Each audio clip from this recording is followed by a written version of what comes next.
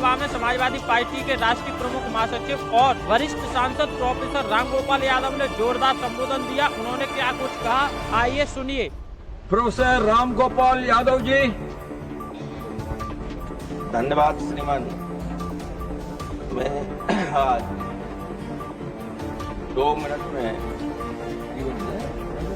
अपने मन की पीड़ा को आपके सामने रखना चाहता हूं, ताकि आप हमारी बात को भारत सरकार के संबंधित मंत्री को भेजकर और आवश्यक कार्रवाई कर सकें। उत्तर प्रदेश के इटावा जनपद में इटावा नगर से चंबल नदी तक तो एक हाईवे जाता है ग्वालियर के लिए। उसके दोनों तरफ ऊंची ऊंची पहाड़ियां और हरा भरा सारा वातावरण था, बहुत ही सुंदर और अविस्मरणीय वो जगह हुआ करती थी। लोग सुबह घूमने जाते थे, हम लोग पढ़ते थे, जाते थे।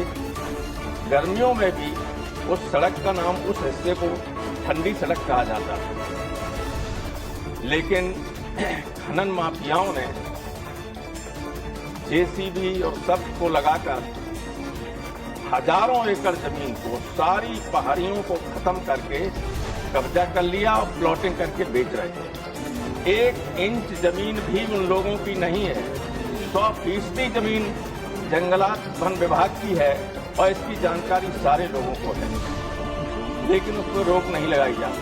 श्रीमान, चंबल और यमुना वहां से बहती, पैरेलल बहती इटावा जिले में, और उनकी इस हम लोग ये मानते हैं कि उस खूबसूरत वातावरण में ही संभवतः हिंदी के रीत काल के कवि महाकवि देव गोपाल दास नीरज और शिशुपाल सिंह जैसे कवियों के मन में कविता का अंकुर पैदा हुआ होगा।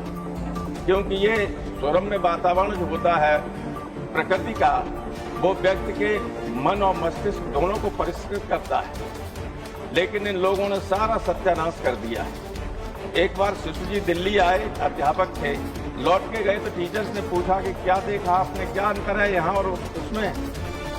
तो उन्होंने चंबल घाटी खंड का लिखा है, उसमें कहा कि अंतर ये है कि यहाँ पार्क राजधानी के जिनमें चपल तितलियां आवारा फूलों से करती नाजायज रंग रलियां, काम यहाँ पर बस चलने के बीज नहीं होता है, हर राधा का यहाँ एक ही सांवरिया होता है।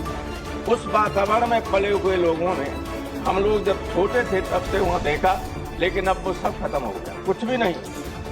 लोग उसको खत्म कर रहे हैं, पर्यावरण को पूरी तरह से नष्ट कर दिया है। लोगों को वहाँ इतना बढ़िया चंबल का पानी था कि कलकत्ता तक लोग ट्रेन से पानी ले जाते थे।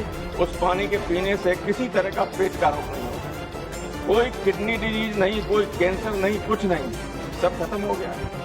इसलिए मैं आपसे कहता हूँ कि आप मेरे मन की पीड़ा को समझें और भारत के वन मंत्री से, जो राजस्थान से आते हैं, राजस्थान के लोग अन्याय के खिलाफ संघर्ष करने के लिए उनका अद्वितीय इतिहास है, उनसे कहें कि ऐसे लोगों के खिलाफ कार्रवाई करें। 1 सेकंड में अपनी बात खत्म करते हुए ये और कहना चाहता हूँ, ये जो कब्जा किया हुआ जमीनों पर, उस पर 90% लोग बीजेपी के हैं, 10% समाजवादी पार्टी के हैं। Please conclude. 10% श्रीमान के भी। श्रीमान रामजी लाल सुमन जी।